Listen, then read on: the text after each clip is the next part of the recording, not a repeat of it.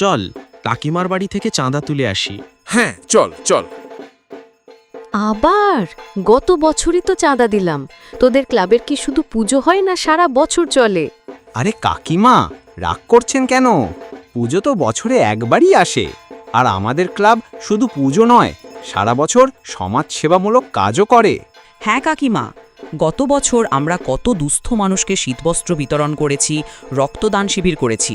থাম থাম, সমাজসেবা সব বুঝলাম, কিন্তু চাঁদার অঙ্কটা শুনি আগে।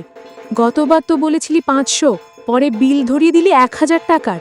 আসলে কাকিমা, জিনিসপত্রের দাম তো বাড়ছেই, এইবার একটু বেশি হয়ে গেছে। কত বেশি? এই ধরুন 1500 টাকা।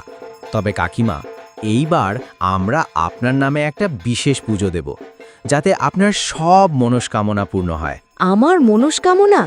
তোদের হাত থেকে বাঁচাটাই এখন আমার একমাত্র মনস্কামনা। দাঁড়া, তোর কাকাকে আসতে দে, দেখাচ্ছি মজা। কি গো, কারা এসেছে? চল চল, কাকিমা তেরে আসছে। এই রে, পুজোতে চাঁদা তুলতে এসে এইবার নিজেদেরই পুজো হয়ে যাবে মনে হচ্ছে।